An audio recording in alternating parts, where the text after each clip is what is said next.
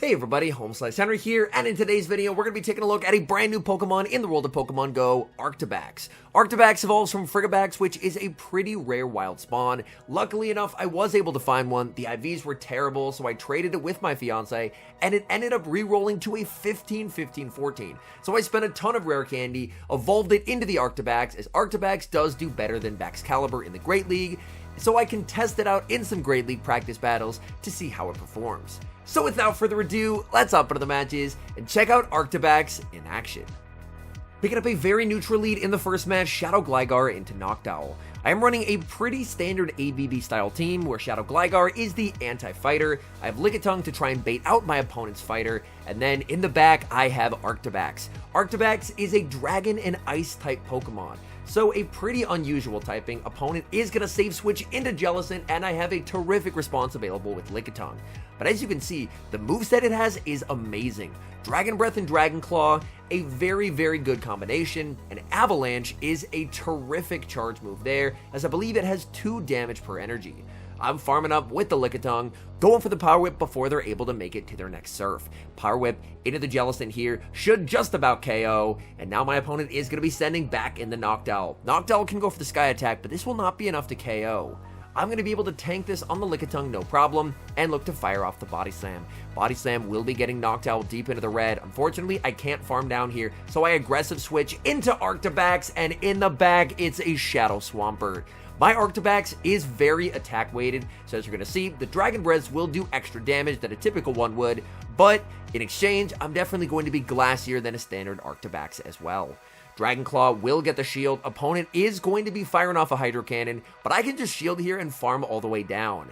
ARCTIBAX has quite a lot of fast move pressure. I'm able to farm down the Swampert and the Noctowl and take the win.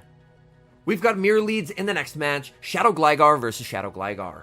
I'm going to look to save switch out of this matchup, so I farm up to the Aerial Ace, switch into the Lickitung, and I'm able to catch my opponent's Aerial Ace. Again, I want to check and see what their best counter to a potential ARCTIBAX is. Opponent sends in Dugong. Now, due to ARCTIBAX's unique typing, Ice would only hit for neutral against ARCTIBAX, but still, an Icy Wind user is typically going to win a lot of neutral matchups. I'm firing off the Power Whip. Power Whip is going to connect into the Dugong, hitting for super effective damage.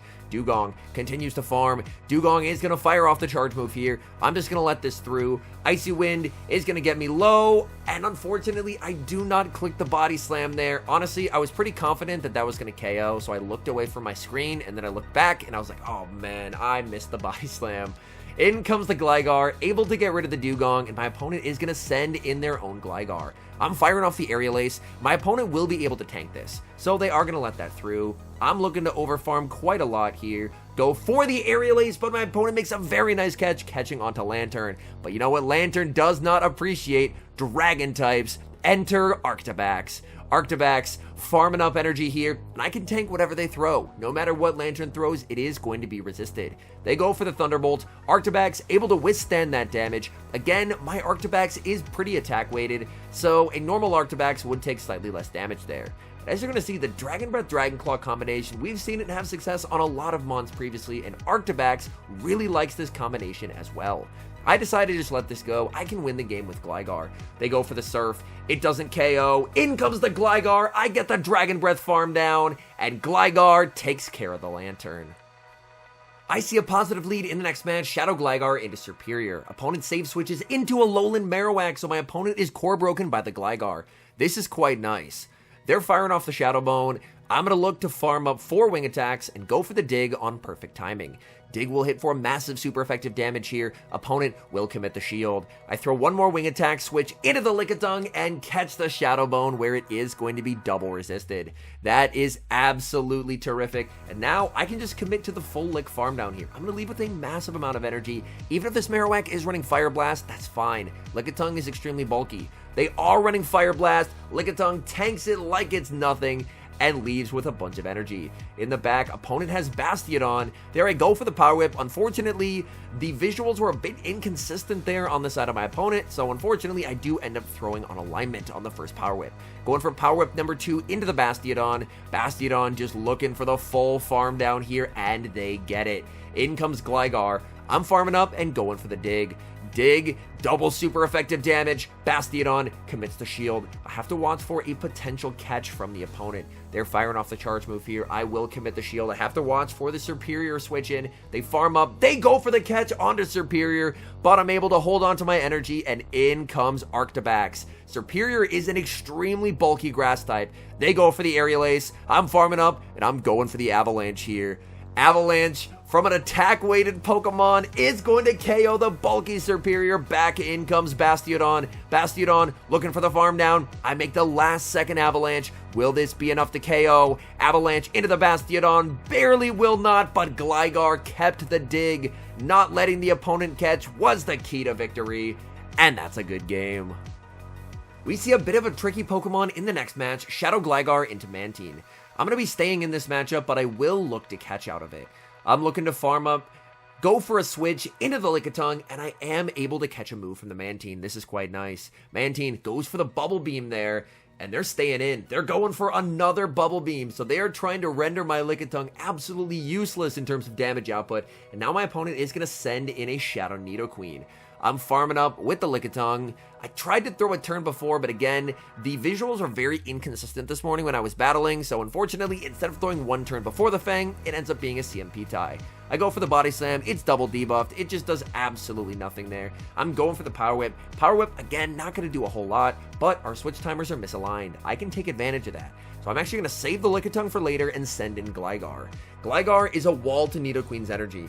I'm going to get a farm down here and leave with a massive amount of energy to threaten the Mantine. Back in comes the Mantine, but Mantine is going to have to deal with double Aerial Aces from the Gligar. Mantine is extremely bulky, so Mantine will be able to withstand the double Aerial Ace, but now it's in a perfect range where I can Dragon Breath down with Arctabax. They're firing off the charge move. It's the Bubble Beam with the debuff that KOs. In the back, they have Shadow Charizard, and Charizard is getting deleted by Dragon Breath here. Oh my goodness. Dragon Claw is going to be shielded. Farming up, switch into the Lickitung, and we get the catch. Oh my goodness. Opponent has 2 shields, and they're not going to get to use any of them as Arctabax farms down the rest of the team. We see a Nightmare lead in the next match, Shadow Gligar into Shadow A-Slash. A-Slash is a pretty big core breaker. I'm farming up here, looking for the catch on 6, 1 past the Ice Punch, but my opponent shows great patience, holding onto their energy. They farm up a massive amount of energy, and they fire off the Drill Run into the Lickitung. My Body Slams don't do a whole lot for me here, so I'm just going to stay in here, continue to apply Lick Pressure, and hope they eventually switch out, and they do. They're going to send in Toxapex, and Toxapex honestly will be able to absorb these Body Slams extremely well. Toxapex is the definition of bulk in the Great League. I'm firing off Body Slam after Body Slam. Toxapex shaking off that damage like it's nothing. I'm only getting to 1 more move, so I will go for the Power Whip. Power Whip into the Toxapex. Again, will be no shielded as Toxapex gets the farm down. I'm going to send in Gligar. Aerial Ace, I don't think would KO from this range. Again, Toxapex is very bulky, so I'm just going to tank the Brine and look to overfarm here, and I end up playing to the CMP tie. Gligar, of course, wins CMP over Toxapex, so Aerial Ace will get the KO. In comes the A-Slash. A-Slash firing off the Ice Punch right away. I'm committing the shield, and I'm looking to farm up with the Gligar. Gligar, not quite at the back-to-back moves here. Aerial Ace is resisted, but Aerial Ace will still do quite a lot of damage. As you can see, the A-Slash is taking a lot of damage here. My hope is that with an A-Slash, they have something like a Grass type in the back, maybe like a Trevenant that I can one-shot with Avalanche. They're firing off a move. I let it through. It is going to be the Ice Punch. I'm going to be shielding here, and I just need something that Avalanche can one-shot in the back. Come on, Arctabax in the back. It's a Zoomeril, and you could not pick a harder counter for Arctabax here. Arctabax, there's just nothing it can do. Ice Beam will KO the Arctabax. Picking up a pretty nice lead in the next match, Shadow Gligar into Medicham. Opponent save switches into Sableye, and unfortunately for my opponent, I have extremely favorable alignment here. The thing I do have to be careful of, however, is my opponent can potentially leverage this mid-game, basically soft losing it with the Sableye, to set up farm with Medicham, and Medicham up energy is very threatening to Gligar with the double super effective Ice Punches. I'm farming up. I tank a return here, so I'm just going to let it go. My opponent is going to try and go for a triple foul play. I do not want to let that happen, so I decide to go for the Body Slam. Body Slam's double resisted, but it will be enough to get rid of the low health Sableye. Back in comes the Medicham. Medicham looking for the the farm down. Lickitung will make the last second body slam. Body slam will deal some chip damage onto the Medi, but a wise no shield by my opponent, as they now have a pretty big energy lead. They fire off the Ice Punch as soon as they get it into the Gligar. I commit the shield in the back. It's Lantern, and now we have Lantern versus Arctabax. Arctabax can do quite well here, but again, I have to keep in mind, I can't really let Medicham farm down my Arctabax, because that's how my opponent wins the game here. They've never had good alignment, but if they can leverage energy management correctly with the Medicham, then they're in a pretty good spot. So I'm going to undercharge the Dragon Claw here because I don't want to KO. Instead, what I want to do is try and get as much farm as possible and limit the farm that Medi gets. My opponent goes for the Surf with the Lantern. Can I make it to the Dragon Claw? I cannot. I die with the move. And now it all comes down to this. I have to wing attack down with Gligar. Throwing a move is a lose con. Do they have the back-to-back here? By my count, they're one short. Ice Punch gets shielded. Medicham dies with the move. Picking up a decent lead in the next match, Shadow Gligar into Defense Deoxys. Deoxys is going to go for the Psycho Boost and Dip strategy, which is very effective as 2 Psycho Boosts, well, after you reset the debuff from the first, come very close to KOing. Opponent save switches into their own Gligar, and let's see what Arctabax can do against Gligar. I'm going to be shielding up in case they go for the dig, but they just go for the Aerial Ace here. I'm farming up and going for the Dragon Claw before they make their next charge move. As I mentioned before, my Arctabax has PvP IVs that you would typically want for the Master League. Ideally for Great League, you would want low attack, high HP, and defense, so a typical Arctabax would definitely be tankier than mine. I'm going to be firing off the Dragon Claw on the CMP tie. Dragon Claw will get the shield. Aerial Ace here, the question is this going to be enough to KO? It is not. But the Gligar is able to take me out, and that's where not having PvP IVs on my Arctabax is going to cost me. But then again, it's very hard to get Arctabax, so it's not like I could just go out and find a bunch. Like, I only found one in like the hour and a half that I was out, so it doesn't seem like a very common spawn. My opponent is going to debuff me with the Icy Wind and send in Defense Deoxys. Deoxys going to be hit with super effective licks and neutral body slams, but the debuff from the Dugong definitely flips this matchup into Deoxys' favor. I'm firing off another body slam. Again, Deoxys can tank that no problem. Deoxys over-farming as much as possible here. Deoxys is going to be firing off the Psycho Boost. Psycho Boost will get the KO. They have the back-to-back. This is now 2 stages debuffed here. Psycho Boost will get me low. I get the farm down. Can I make it to the dig? I cannot. Hopping to the final match, Shadow Gligar picks up a very nice lead as it leads into Venusaur. Opponent save switches into Galarian Stunfisk, and this is incredibly nice for me, as I can just stay in with the Gligar, play it out, win switch, and hopefully align Arctabax onto that Venusaur later in the game. My opponent is going to shield up the first dig here.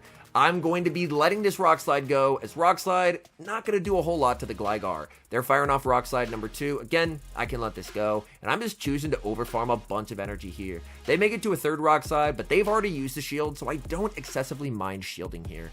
Rock Slide will be shielded. I'm at 100 energy, and I'm going for the dig.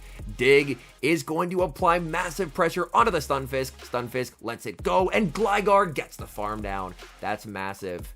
My opponent sends in Venusaur. I actually decided to pivot into Lickitung because ideally I want to see whatever their third is and then put the Venusaur onto the Arctabax.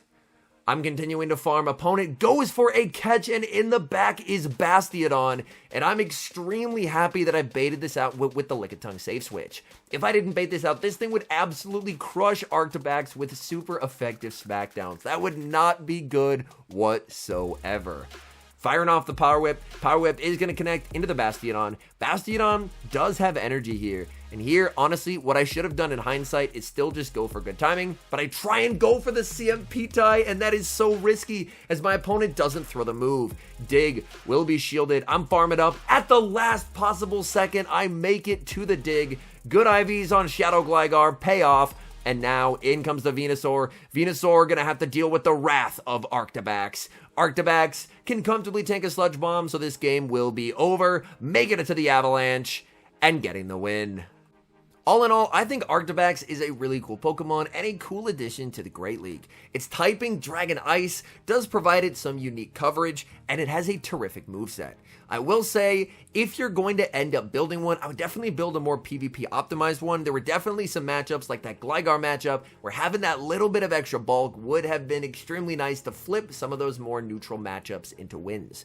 There can be a bit of a case for a small attack weight just to get some Dragon Breath breakpoints, but I think you're definitely going to want a bit more bulk than my particular Arctabax has. I think Arctabax is solid anti-meta. It definitely loses to a lot of popular things. Not having any coverage for steel types and losing to Metacham is a bit awkward when it comes to a Pokemon's place in the meta, but I do think it is an interesting anti-meta Pokemon, and on top of that, should be an absolute beast in some future limited metas.